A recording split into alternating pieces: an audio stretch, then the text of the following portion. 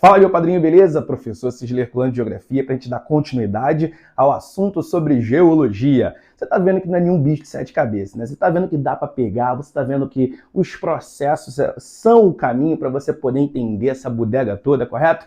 E agora a gente vai entrar em mais um ponto, a gente vai entrar em mais um contexto que vai ser o tempo geológico. A gente vai estudar o tempo geológico junto, é claro, às estruturas geológicas do planeta que vão surgir. No final dessa aula, a gente vai conseguir classificar quais dessas estruturas estão presentes dentro do território brasileiro. Aí, é claro, quando você pensa em tempo geológico, você já mentaliza. Pô, professor, isso é muita coisa para memorizar. E eu não vou dizer para você que você está errado de pensar assim não, tá? É bastante coisa para memorizar, sim. Sendo que, se você for fazer prova para a geografia do Brasil, a geologia do Brasil, você não vai precisar memorizar toda a escala de tempo geológico. Então eu sintetizei aqui no quadro para você, que no final eu vou deixar para você tirar aquele print mega maravilhoso e justamente a gente conseguir chegar ao ponto com a maior simplificação possível. Mas primeiro ponto, o que seria tempo geológico, gente? O tempo geológico vai mostrar o que aconteceu na Terra de todos os eventos geológicos.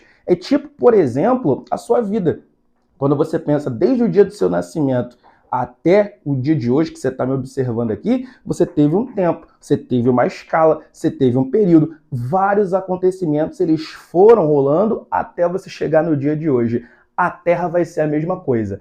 Só que a gente vai pegar de 4,5 bilhões de anos até os dias atuais. Então, tivemos transformações bem significativas ao longo desse período.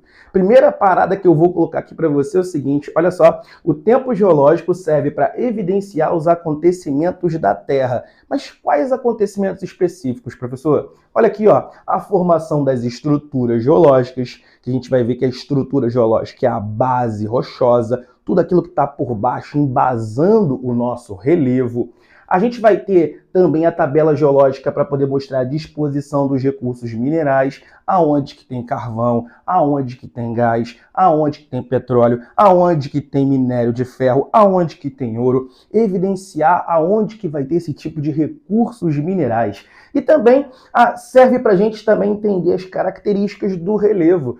O que vai ter, de certa forma, embasando cada forma de relevo? Um planalto, uma planície, uma depressão, um vale em específico?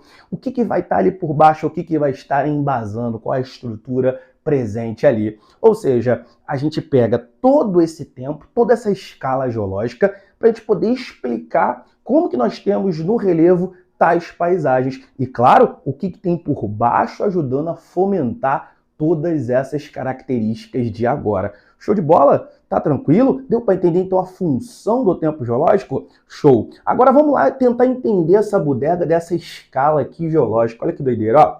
Eu tenho aqui, em cor de abóbora, aquilo que a gente chama de éons. Éons são os maiores períodos, os períodos mais longos que nós temos na história geológica.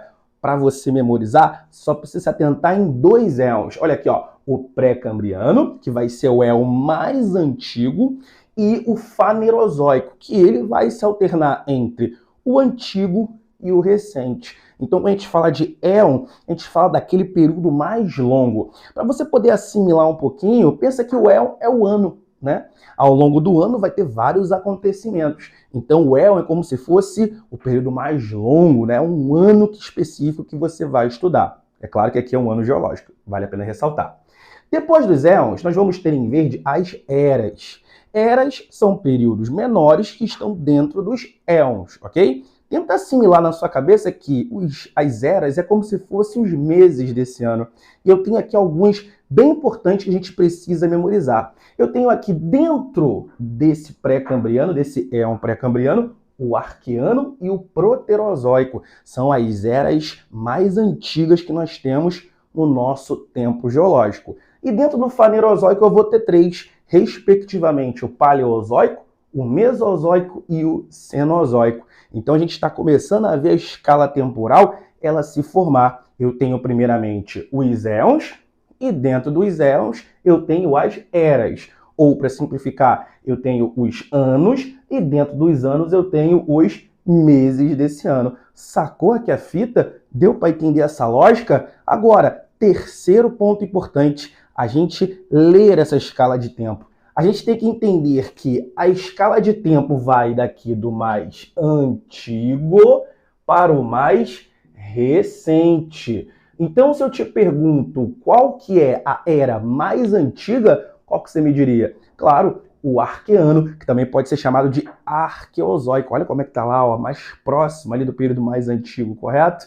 E quando eu te pergunto qual que seria a era mais recente, mais atual, aquela que nós vivemos até o dia de hoje, você pensa em quê? No Cenozoico aqui, tá mais próximo do recente. Deu para sacar a fita? Tá difícil? Não, não tá difícil, né? Você viu os éons e agora você viu as eras. Agora, dentro das eras, nós também vamos ter alguns períodos. E esses períodos é como se fossem as semanas, saca? É como se literalmente fosse o período menorzinho da nossa escala de tempo.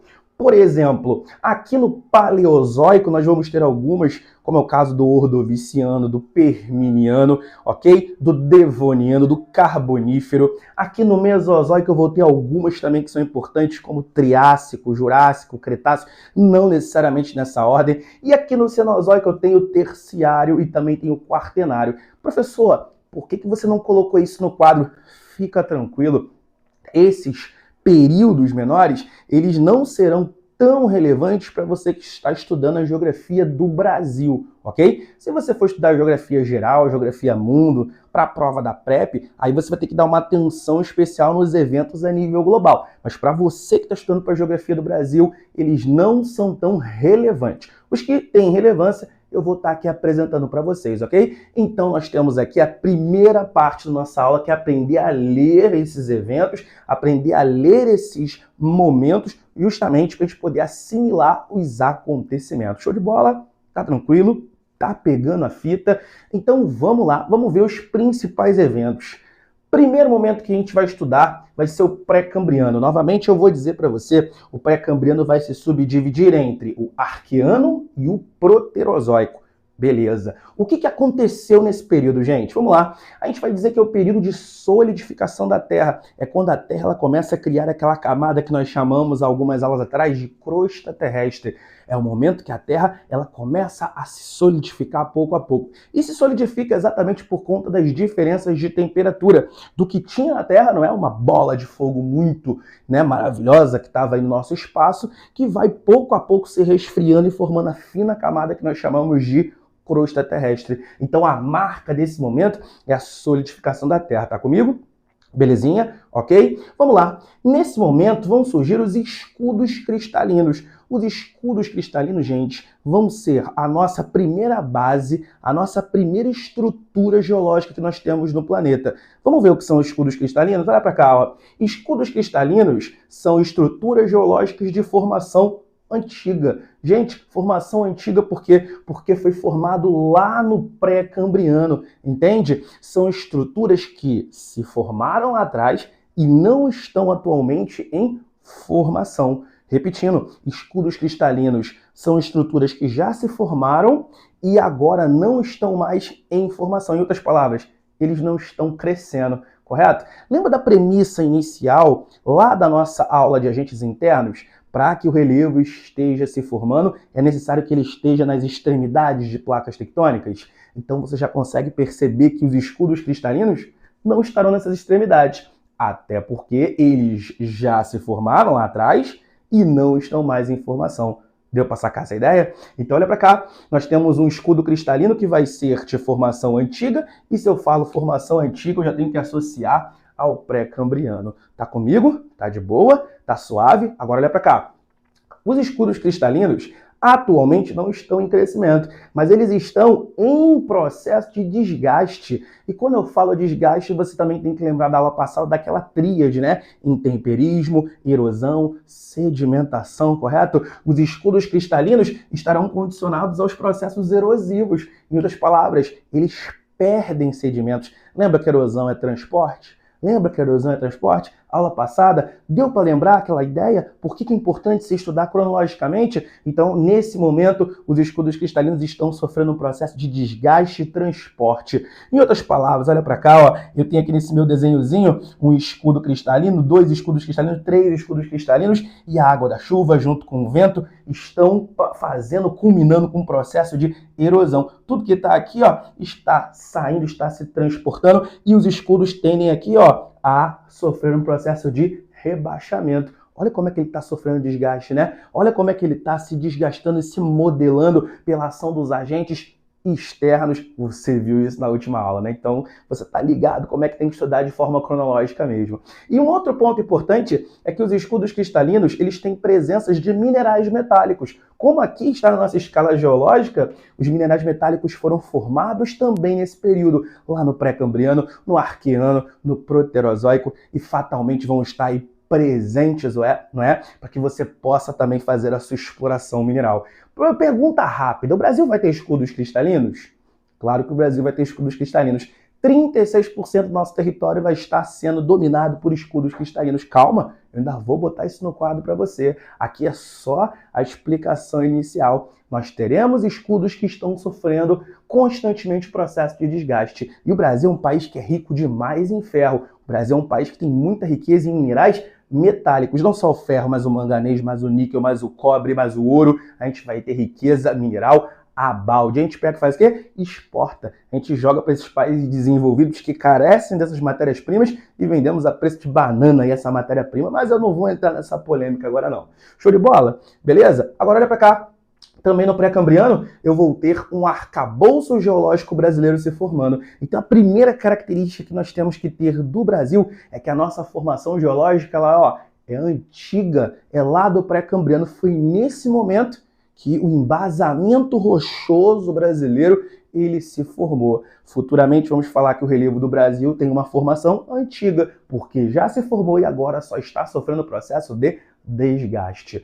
Tá tranquilo, né? Tá beleza. Agora, a última paradinha que a gente vai falar aqui sobre o pré-cambriano é o seguinte: a gente pode diferenciar os escudos do arqueano e do proterozoico. Os escudos do arqueano, nós vamos dar o nome de crátons. Coloca aqui, ó, crátons, beleza? Crátons são os escudos cristalinos mais antigos que nós temos. E aqui, nesse meu mapinha, eu posso te mostrar. Eu tenho aqui no Brasil os escudos do arqueano, que são esses aqui em vermelho, beleza? Os crátons do arqueano, e eu tenho os escudos do proterozoico, que são esses aqui em laranja. A gente vai falar futuramente sobre eles, e eu vou colocar aqui para você poder anotar que tudo isso está no livro da Lígia Terra do Eustáquio de Sena e também no livro do Demétrio Magnoli. Show de bola? Tá pegando a fita? Passamos um pouquinho no tempo, a gente entra no Fanerozoico, esse período aqui bem longo, que vai lá de trás até os dias de hoje. O primeiro momento que a gente vai analisar do Fanerozoico vai ser a era do Paleozoico.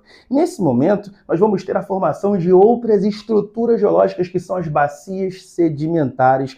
Olha para cá, mais uma estrutura geológica. O que são bacias sedimentares? São áreas onde ocorre o processo de sedimentação. Lembra? Acúmulo, depósito de sedimentos. Você lembra disso da aula de agentes externos? Com certeza tem que lembrar. As bacias sedimentares, elas têm formação antiga e recente. Olha para cá. Eu tenho bacia se formando do Paleozoico até o Cenozoico. Então eu tenho no Paleozoico, no Mesozoico e no Cenozoico bacias sedimentares sendo formadas. Como que as bacias se formam? Olha para cá. Se os escudos eles estão perdendo sedimentos, o que está acontecendo? Está acontecendo que esses sedimentos estão se deslocando para outras áreas. E essas outras áreas elas vão acumulando uma série de sedimentos, formando assim as bacias sedimentares. Se os escudos eles estão passando pelo processo de perda ou de erosão, as bacias estão passando pelo processo de acúmulo ou de sedimentação. É por isso que nós percebemos que as bacias só vão surgir a partir do prévio surgimento dos escudos cristalinos. Primeiro tem que ter escudo, para depois ter bacia sedimentar. Correto?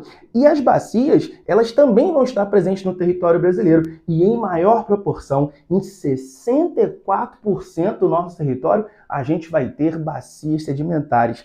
E o que isso representa para a gente economicamente? Olha para cá, ó. As bacias sedimentares vão ter uma presença bem interessante de combustíveis fósseis, É o petróleo, é o carvão, é o gás natural.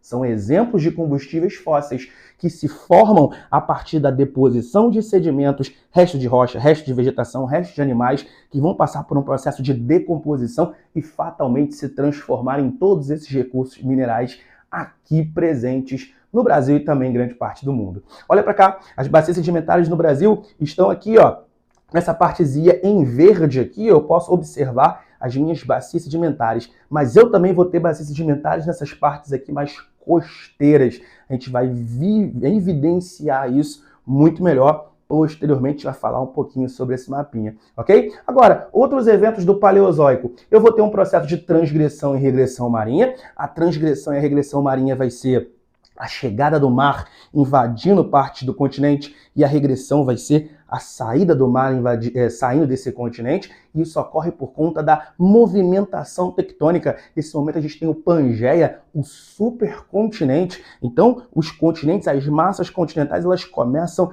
a se deslocar e, consequentemente, o mar começa ou a invadir, ora ele começa a regredir. Isso que é a transgressão e regressão marinha. E claro, esse deslocamento do mar vai provocar sedimentação, porque lembra da questão da erosão marinha? O mar ele entrando, ele leva sedimentos do próprio oceano e chega dentro do continente. Olha como é que as aulas elas acabam se complementando, correto? Nesse período, também vamos ter intensa glaciação, vai ser uma das nossas eras glaciais. E esse gelo, né, ele colabora para a formação também de bacias sedimentares, vários depósitos de sedimentos que, inclusive, vão começar a se decompor dentro dessas bacias. E um ponto importantíssimo, gente, lembra que em bacia sedimentar a gente tem combustível fóssil? Olha só, do Paleozoico nós temos a formação do nosso carvão mineral, cara. O carvão mineral, ele se origina a partir do soterramento de florestas. Então, várias florestas que foram soterradas por essa glaciação, vários pântanos, vão se transformar em carvão mineral eventualmente. Aqui no Brasil isso vai acontecer na região sul, ok? Várias reservas carboníferas irão se formar nesse período do Paleozoico. Tá pescando aqui a ideia? Então olha a informação importantíssima para você anotar. Ainda no Fanerozoico temos o Mesozoico. Também temos a formação de bacias sedimentares. No Mesozoico, um importante combustível fóssil que se forma é o petróleo. Então, repara aqui. O carvão mineral está para o Paleozoico, assim como o petróleo está para o Mesozoico, ok?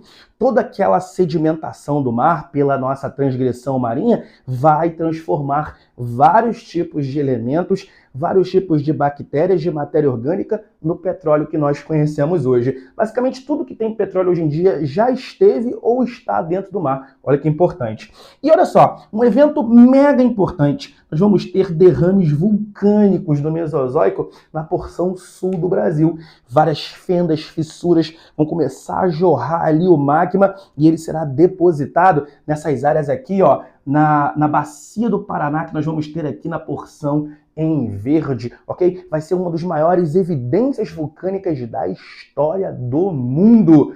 E aí, esse vulcanismo faz com que surja uma rocha chamada de basalto, que vai ser a rocha que vai se formar pela solidificação do magma, e esse basalto vai passar por grande processo de intemperismo, de decomposição, de sedimentação, vai se transformar num solo que nós vamos chamar de terra roxa.